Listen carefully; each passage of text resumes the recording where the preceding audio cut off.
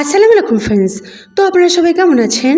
আশা করি আপনারা ভালোই আছেন আর দোয়া করি আপনারা ভালো থাকুন। ফ্রেন্ডস, আজ নিয়ে এসেছি আমি সরু চাকলি পিঠা। এতটা সুস্বাদু যে আপনাদের আমি বলে বোঝাতে পারবো না। বাংলার অন্যতম একটা সেরা পিঠা হলো এই সরু চাকলি পিঠা। এটা মাংসের সাথে খেতেও খুবই সুস্বাদু লাগে। গরুর মাংস বলুন বা খাসির বা মুরগির সব মাংসের সাথে কিন্তু এটা খুব ভালোভাবে জমে যায়। আর তরল গুড়ের সাথেও খেতে কিন্তু খুবই ভালো লাগে। আজকে আমি তরল গুড়ের সাথে পরিবেশন করব। একেবারে নরম তুলতুলে সফট স্পঞ্জি সরু চাকলি পিঠা কিভাবে বানাতে হয় সেটাই আজকে আমি দেখাবো। আপনারা মুঠো করে ধরলেও এর শেপ কিন্তু নষ্ট হবে না, একই শেপে আবার চলে আসবে। একেবারে ধবধবে সাদা সরু চাকলি পিঠা। চলুন শুরু করি। তবে হ্যাঁ, ভিডিওটি প্রথম থেকে শেষ পর্যন্ত দেখবেন, স্কিপ করবেন না, তাহলে অনেক কিছু টিপস আর ট্রিক্স মিস করবেন। বিসমিল্লাহির রহমানির রহিম।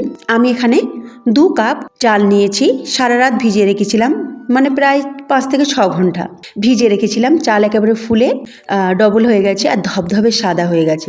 এই চালটা সাদা চাল, এটাকে বলা হয় আতপ চাল। এই চালের পিঠা বানানো হয়। মার্কেটে যে চালের আটা পাওয়া যায় সেটা এই চালেরই আটা। তো আমাদের এখানে তো আতপ চাল বলা হয়, আপনাদের ওখানে কি বলা হয় তো আমি জানি না। তবে আপনারা এই ধরনের চাল নিয়ে পিঠা করবেন, যে ধরনের চাল আপনাদের ওখানে হয়। তো চালটা অবশ্যই সাদা চাল হয়, তবে সিদ্ধ চালের পিঠাও হয়, করতে পারেন। এখানে একটা নারকেল নিয়েছি, ফ্রেশ নারকেল, আমাদের গাছের নারকেল। নারকেলটাকে আমি ভেঙে তার খোসাটাকে ছাড়িয়ে নিয়ে আমি ছোট ছোট পিস করে নিলাম। চালটাকে আমি মিক্সিং জারে ঢেলে দিলাম। এবার নারকেলটাকেও দিয়ে দেবো। নারকেলটা অপশনাল, যাদের আশেপাশে নারকেল পাওয়া যায় না, নারকেল না দিলেও হবে। তবে নারকেল দিলে এর স্বাদ কিন্তু দ্বিগুণ বেড়ে যাবে। তাই বলছি, যাদের আশেপাশে নারকেল পাওয়া যায় তারা অবশ্যই নারকেল দেবেন। তো চালটাকে আমি 2.5 কাপ পানি দিয়ে পিষে নিয়েছি। যে কাপটার মাপ করে আমি চাল নিয়েছি সেই কাপের মাপ করে 2.5 কাপ পানি দিয়ে পিষে নিয়েছি। একেবারে স্মুথ ব্যাটার তৈরি করে নিয়েছি। আর 30 মিনিটের জন্য ঢাকনা চাপা দিয়ে অবশ্যই রাখবেন এটা। 30 মিনিট পর আমি ঢাকনা খুলে দেখছি ওপরে পানি ভেসে আছে আর তলায় চাল বাটাটা জমে গেছে। এবার এটাকে ভালো করে আমি এইভাবে মিশিয়ে নেব। এই ব্যাটারটা তৈরি করতে টোটাল 5 কাপ পানি লাগবে। 2 কাপ চালে টোটাল 5 কাপ পানি। এই রেশিওটা আপনারা অবশ্যই মনে রাখবেন, তবে আপনাদের সরু চাকলি পিঠা কিন্তু ভালো হবে। পানির মাপটা খুবই ইম্পর্টেন্ট এই পিঠার জন্য। আর স্বাদ মতো লবণ অবশ্যই মিশিয়ে দেবেন, লবণটা দেখানো হয়নি। তো লবণটা আপনারা টেস্ট করে নেবেন কতটা কি লবণ লাগে। আর কিছু লাগবে না এই পিঠাতে। ব্যাস, এবারে ব্যাটারটা তৈরি হয়ে গেছে। পাতলা একেবারে ব্যাটার তৈরি করে ফেলেছি। ব্যাটারটা তৈরি করার আগে আমি 3 বড় চামচ ব্যাটার একটা আলাদা বোলে ট্রান্সফার করে নিয়ে তারপরে এতে 1 কাপ পানি মিশিয়ে ব্যাটারটা তৈরি করেছি। এবার একটা আমি প্যান বসেছি, প্যানটাকে খুব গরম করে নিয়েছি হাই ফ্লেমে, আর তেল ব্রাশ করে নিয়েছি। এই সময় গ্যাসের ফ্লেমটা আমি জোরই রাখবো।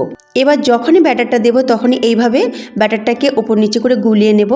তারপরে 1 চামচ দিয়ে এইভাবে হালকা হাতে নেড়ে দেব। আরেকটা টিপস এখানে বলবো, প্যানে যখনই আপনারা তেল দেবেন কিন্তু তেলটা কিন্তু অতিরিক্ত যেন না হয়, শুধুমাত্র জাস্ট একটু লাগিয়ে দেয়া। তারপরে আপনারা 1 চামচ দিয়ে যখন দেখবেন কাঁচা ভাবটা চলে যাচ্ছে, এই দেখুন কাঁচা ভাবটা চলে গেছে, গ্যাসের ফ্লেমটা একদম লো করে দেবেন, দিয়ে 2 মিনিট রাখবেন। 2 মিনিট রাখার পর দেখবেন চারধার থেকে পিঠা উঠে আসছে। 2 থেকে 1.5 মিনিটই লাগবে, এরকম উঠে আসছে, খুব সহজে তোলা যায়।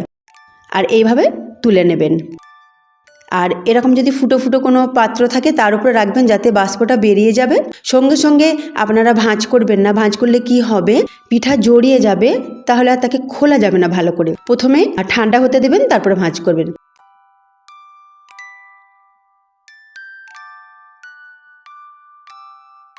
শেষে আর একটা পিঠা আমি বানিয়ে দেখাচ্ছি।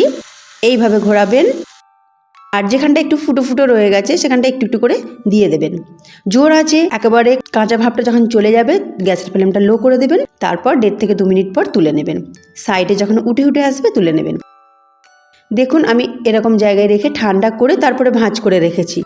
একেবারে ধবধবে সাদা তুলতুলে নরম সরু চাকলি পিঠা আপনারা আমি যেভাবে বানিয়েছি সেভাবে বানাবেন, দেখবেন আপনাদেরও সেম টু সেম এইরকমই পিঠা তৈরি হবে। আমি এটা খেজুরের গুড় দিয়ে পরিবেশন করছি, খেতে কিন্তু অসাধারণ লেগেছে। তো আপনারা এইভাবেই করবেন। খুলে দেখাচ্ছি, দেখুন কত সুন্দর হয়েছে।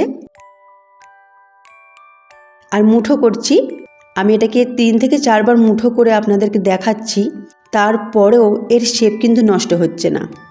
যেরকম শেপের সেরকম শেপেরই রয়ে যাচ্ছে। পিঠা একেবারে রাবারের মতো আর দেখতে ধবধবে সাদা, আর খেতে কি বলবো, খুবই খুবই সুস্বাদু। তো রেসিপি ভালো লাগলে অবশ্যই লাইক করবেন, তার সাথে প্রচুর প্রচুর প্রচুর প্রচুর শেয়ার করবেন। তার সাথে যারা নতুন রয়েছেন সাবস্ক্রাইব করে পাশে থাকা বেল আইকনটি ক্লিক করবেন সবার আগে নতুন রেসিপিটি পাওয়ার জন্য। আর একটা কমেন্ট অবশ্যই করবেন আপনাদের কেমন লেগেছে। আজকে এই মতোই রইল, আমি আবার ফিরে আসছি নতুন এক রেসিপি নিয়ে। আল্লাহ হাফিজ।